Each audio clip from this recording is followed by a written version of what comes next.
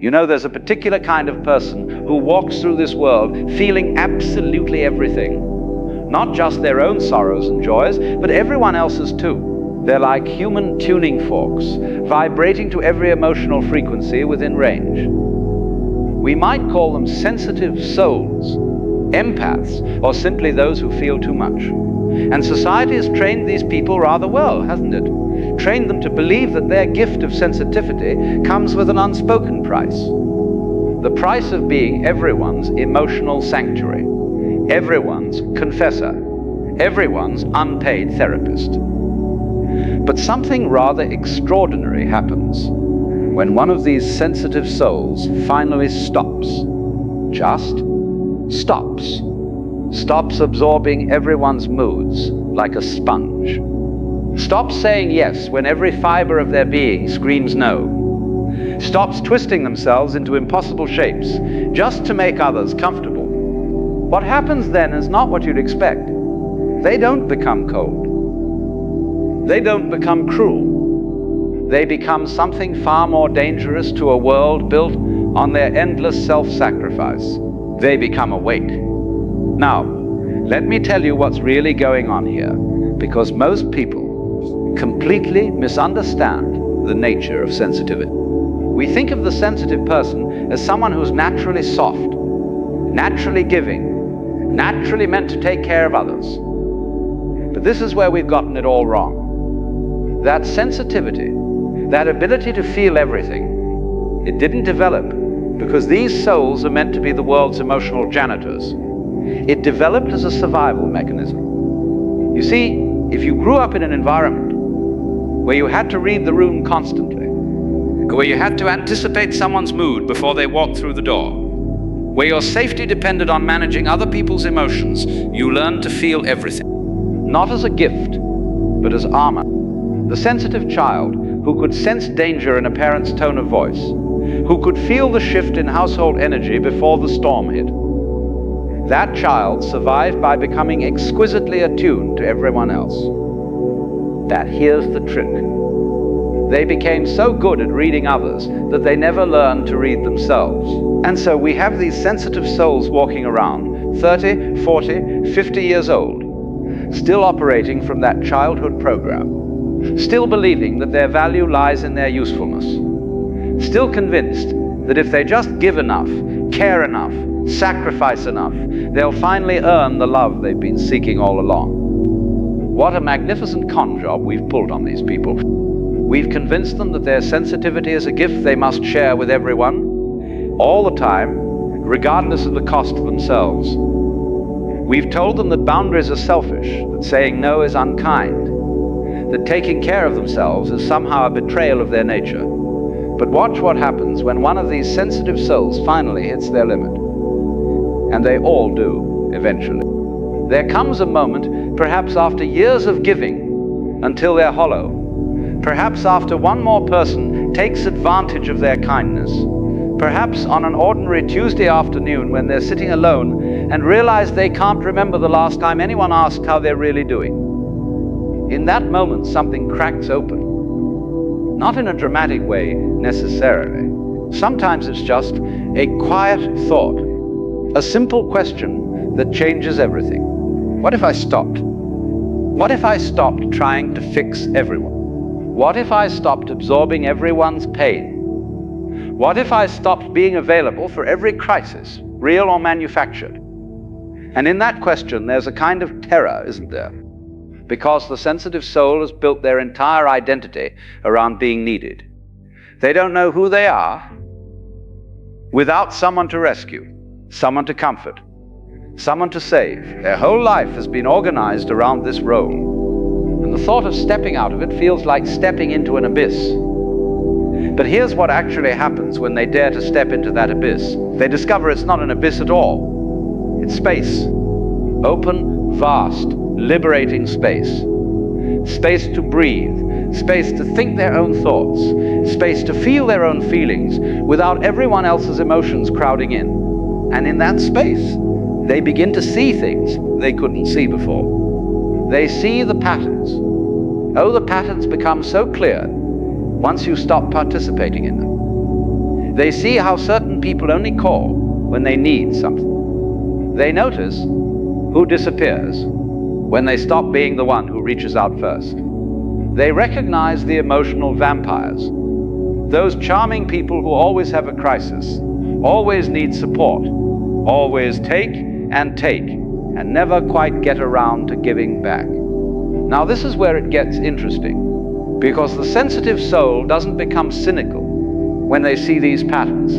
That's what people fear, isn't it? They fear that if they stop being so giving, so open, so endlessly compassionate, they'll turn into some hardened, bitter version of themselves. But that's not what happens. What happens is they become discerning. They develop what you might call conscious sensitivity. They can still feel deeply, still connect profoundly, still offer genuine compassion, but now they choose. They choose where to direct their energy instead of scattering it to everyone who demands it. Think about a spotlight. A sensitive soul who hasn't awakened yet is like a floodlight, illuminating everything and everyone around them while standing in their own shadow. But when they wake up, they become a spotlight, focused, intentional, powerful. They shine their light where it truly matters, where it's genuinely needed, where it will actually make a difference. And yes, this means some people get left in the dark. The people who were only there for the free illumination, who never intended to shine any light back, they suddenly find themselves without their personal sun, and they don't like it one bit. This is when you'll hear the accusations start. You've changed. You're not the person I knew. What happened to you? And the beautiful thing is, the awakened sensitive soul no longer scrambles to reassure these people. They don't rush to prove they're still good, still kind, still the same old reliable doormat. They simply smile and think, yes, I have changed. Finally. Because here's the truth that nobody talks about. The old version of the sensitive soul, the one who pleased everyone, the one who had no boundaries, the one who absorbed everyone's pain like it was their job, that version wasn't real. It was a performance, a survival strategy that got mistaken for personality. The real person was buried underneath all that compulsive caretaking. The real person had opinions they never voiced, had needs they never expressed, had anger they never released, had dreams they never pursued, because they were too busy managing everyone else's emotional weather. And when that real person finally starts to emerge, it's not comfortable. Not for the sensitive soul, and certainly not for all the people who benefited from their self-erasure. There's a period, and it can last months or even years, where everything feels strange and new and slightly terrifying. The sensitive soul has to learn skills they never developed. How to say no without a 3-paragraph explanation. How to disappoint someone without imploding from guilt. How to recognize when someone is trying to manipulate them back into the old patterns. Let me tell you about guilt. Because guilt is the primary weapon used against awakening sensitive souls. The moment they start setting boundaries, the guilt arrives like clockwork. Who do you think you are, putting yourself first? Don't you care about anyone but yourself? I thought you were a good person. And the sensitive soul, who spent their entire life proving they're good enough, feels that guilt like a knife. But here's where the real work happens. They have to sit with that guilt. They have to feel it without immediately trying to make it go away by reverting to their old patterns. They have to ask themselves their crucial question: is this guilt telling me I've actually done something wrong, or is it just the discomfort of claiming my own life? Most of the time, it's the latter. The guilt is just the death throes of the old identity. It's the part of them that learned to survive by being useful, by being needed, by being the one who fixes everything. And that part is terrified of becoming obsolete. But it must become obsolete.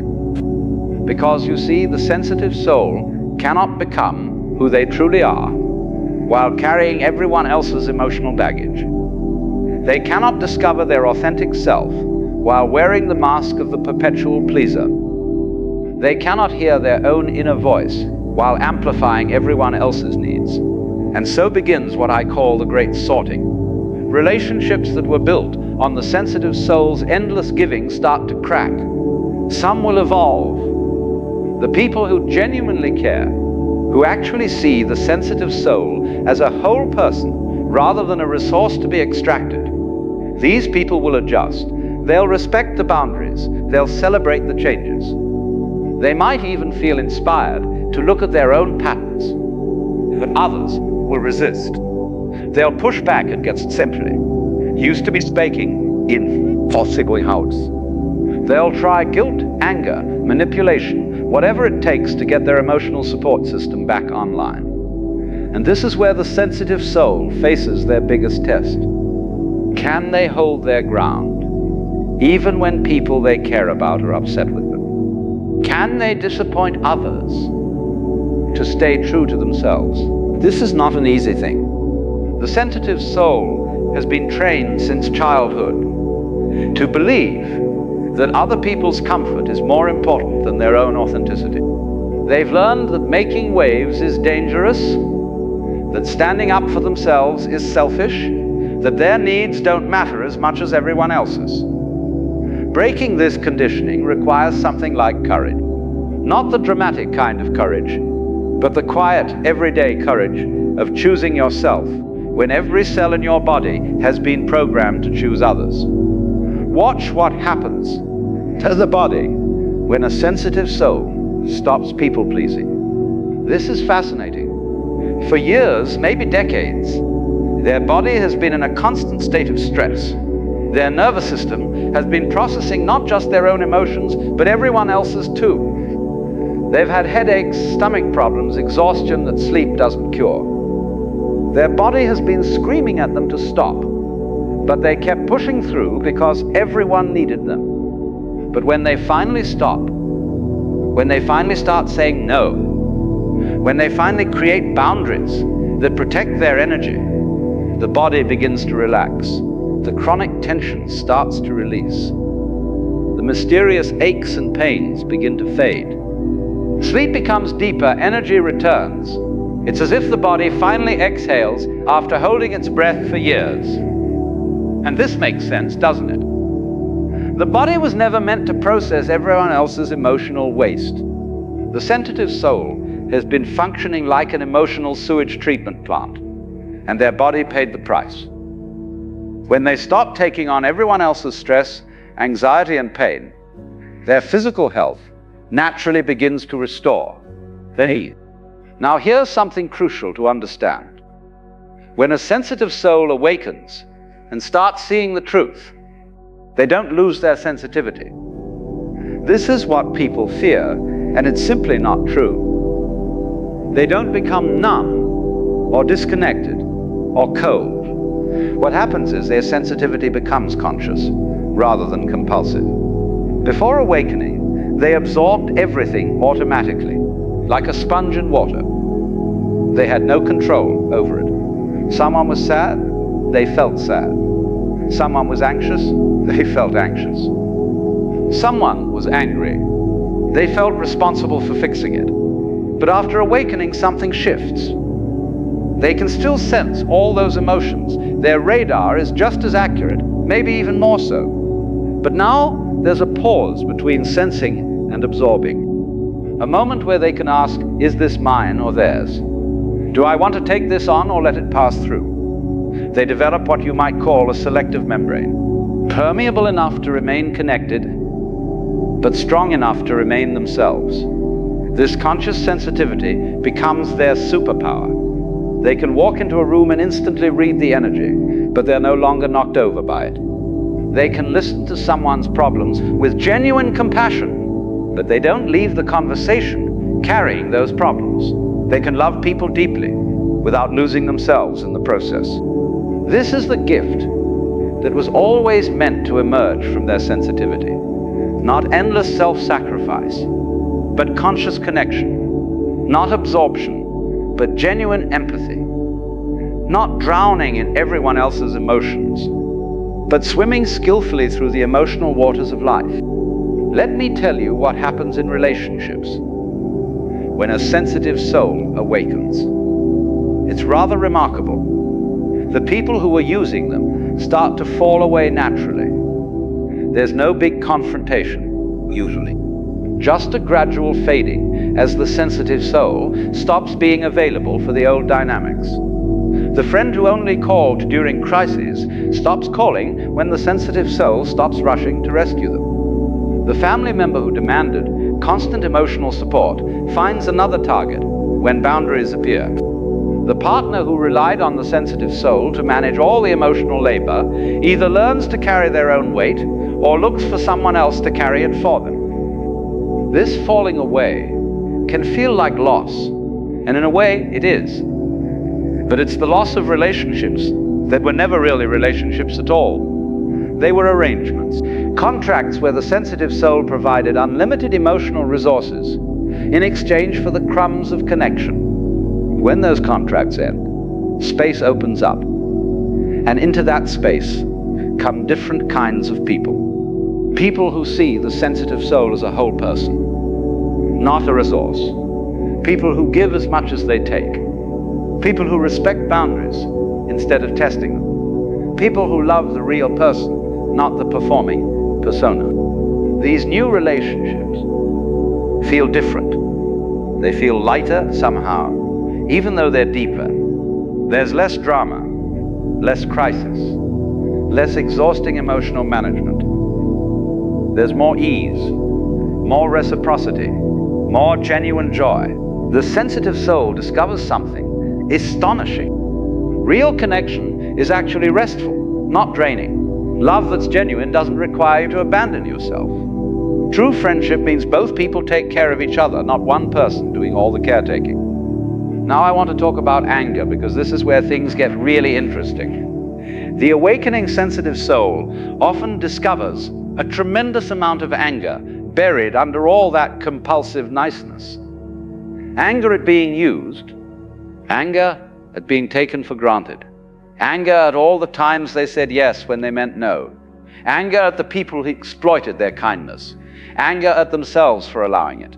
This anger can be shocking. The sensitive soul has spent their whole life being nice, being understanding, being patient.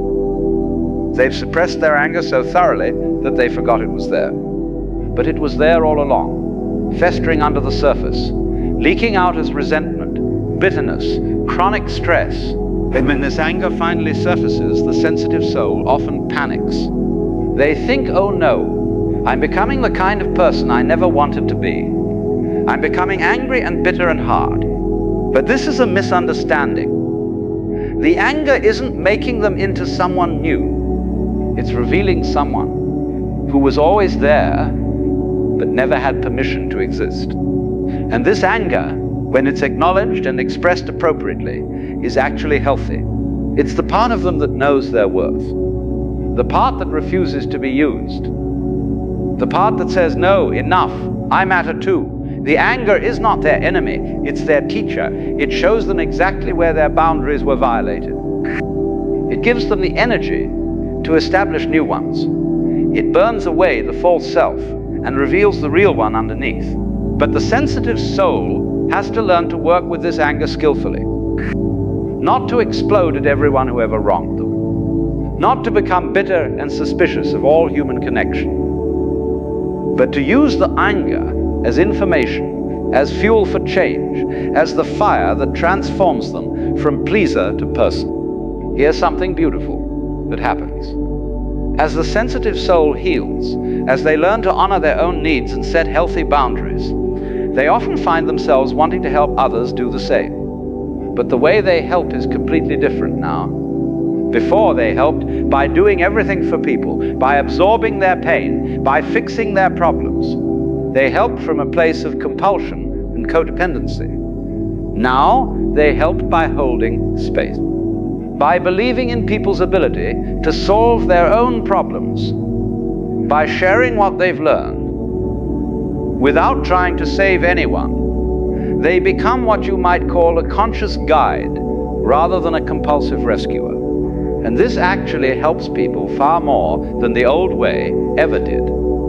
Because when you rescue people, you reinforce their helplessness. But when you believe in their capacity to figure things out, You help them find their own strength. The awakened sensitive soul understands that the greatest gift they can give others is not to do things for them, but to trust them to do things for themselves. Let me tell you about something I call the return to self. After the initial awakening, after the boundaries are set, after some relationships end and others transform, there's a period where the sensitive soul has to learn to be alone with themselves. Really alone. Not lonely, but in solitude. For the first time in their life. There's no one they're trying to please, no one whose emotions they're managing, no one they're performing for, just them.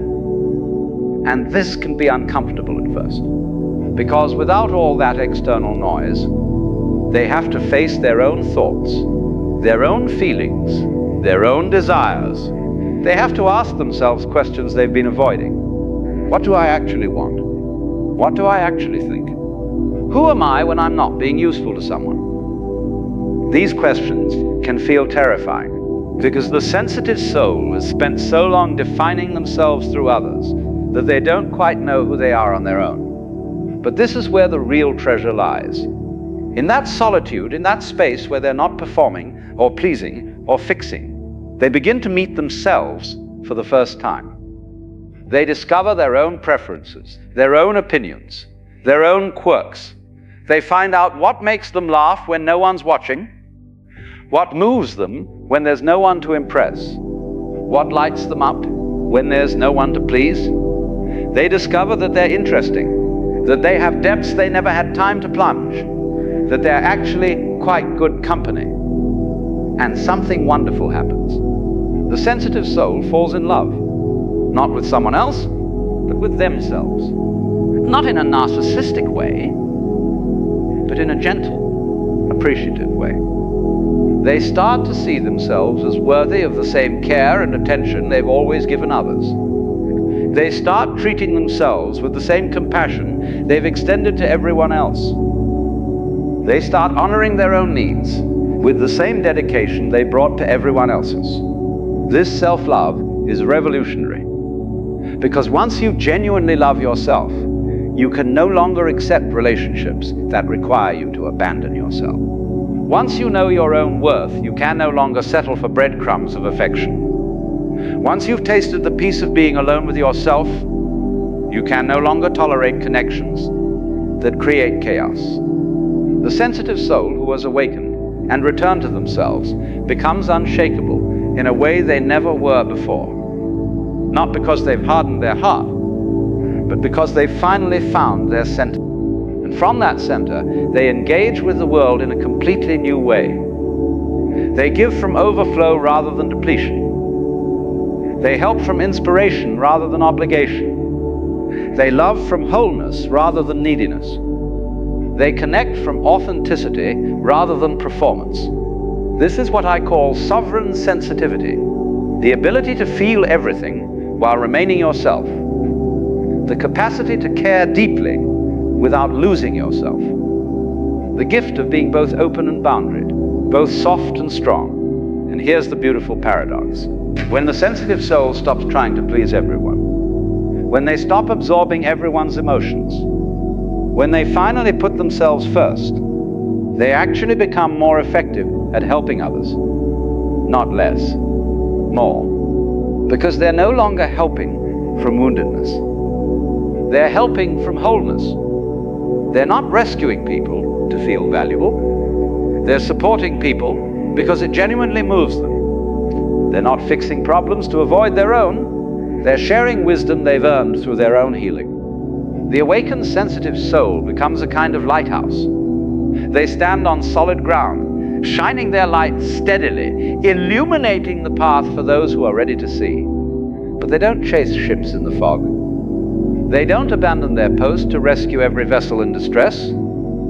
They trust that their steady light is enough, that those who are meant to find their way will find it. This is true service, not self-sacrifice, but self-offering. Not depletion, but contribution. Not martyrdom, but mastery. So what happens when a sensitive soul stops pleasing everyone and starts seeing the truth? They don't become less. They become more authentically themselves, more genuinely connected, more powerfully present, more radiantly alive. The true self that was always there, buried under all that people-pleasing, finally emerges. And it turns out that true self is magnificent, not because it's perfect or enlightened or beyond all human struggle, but because it's real, beautifully, messily, courageously real. And in a world full of masks and performances, that realness is the most precious thing of all.